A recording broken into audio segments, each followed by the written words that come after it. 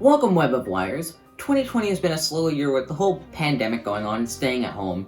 We've all tried to find things to pass the time, and mine happens to be playing games and talking about games.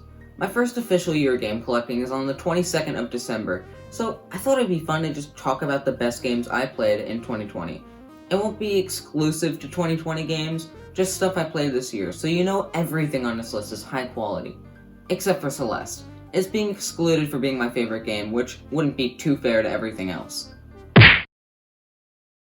My very first game I played was a Spider-Man beat-em-up in an arcade. It was just called Spider-Man the Video Game, and it ran on what was basically a Genesis 32X. It was a really good beat-em-up, and ever since I've fallen in love with the genre. Streets of Rage 4 is a direct love letter to those times, which is exactly what it should be. It's the fourth entry in a Sega Genesis series, and is remastered for modern times with hand-drawn animation and a couple new features.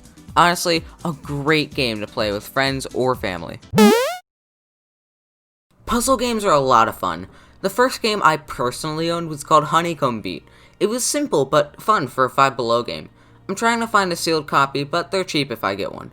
I mention this because I recently found out Tetris Effect Connected was released on Game Pass. I love Tetris, so as soon as I launched the game, I was immediately immersed. The visuals are so pretty, the controls feel nice, multiplayer is fun, audio design is amazing, they really went to a definitive version of Tetris.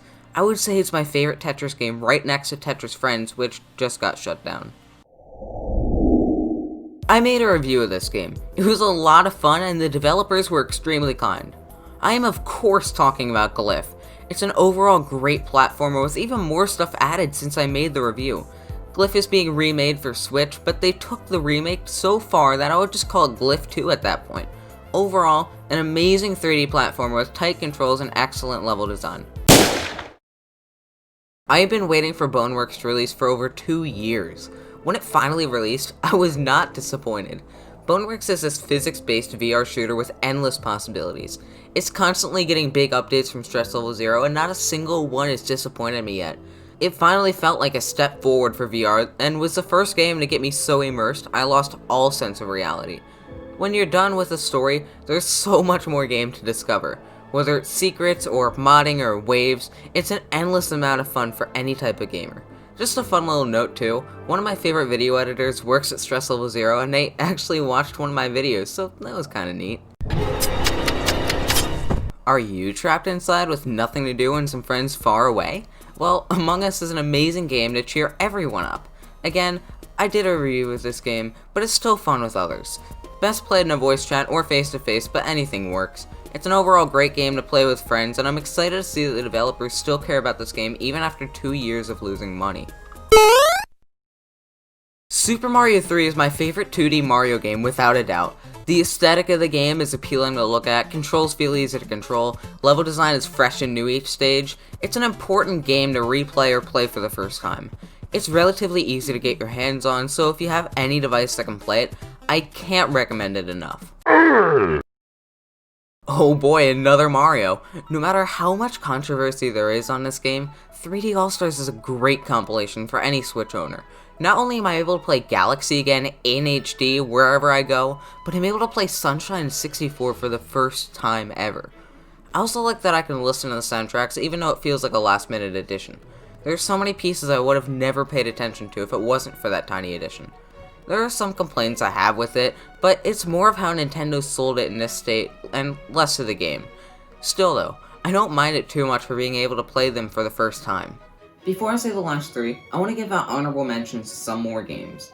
These could be games extremely close to being on the list, games I haven't played enough to go over, games I remember enjoying but were forgettable, and so on. Some highlights for me this year are Call of Duty Modern Warfare, Overwatch, The Walking Dead Saints and Sinners, and Animal Crossing New Horizons. I've played all these games a lot this year, and enjoyed them for various reasons.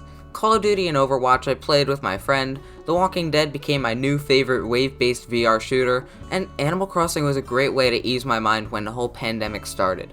I haven't played enough of Spider-Man, South Park Stick of Truth, Yakuza 0, Darksiders, DJ Hero, or Nier Automata yet to be in my top 10 list, but I can confirm they are all amazing.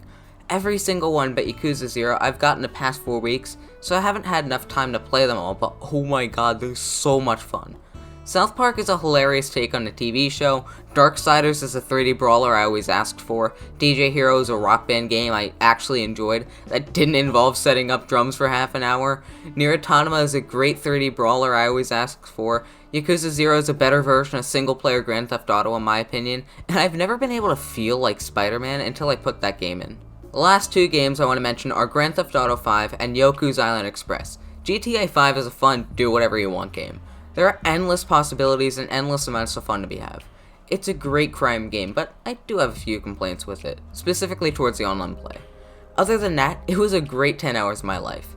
Yoku's Island Express would definitely be on this list if it wasn't taken off of Xbox Game Pass. It's a cute little pinball Metroidvania game that doesn't get nearly as much attention as it deserves. If you want to look into indie games for the first time in a while, or you enjoy pinball, I can't recommend it enough. It's an adorable little adventure that every completionist should give a spin.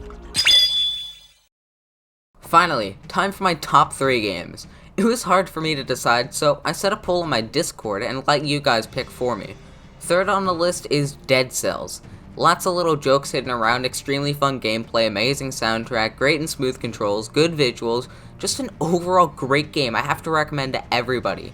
If you haven't played it, get it now. I just did a review on this game too, how fun! Katana 0 is a masterpiece in terms of emotionally driven stories. Everything feels and is handcrafted by one person. It's a game that should represent what indie games are like as a whole. Everything is just perfect. It's a really good game you have to experience for yourself.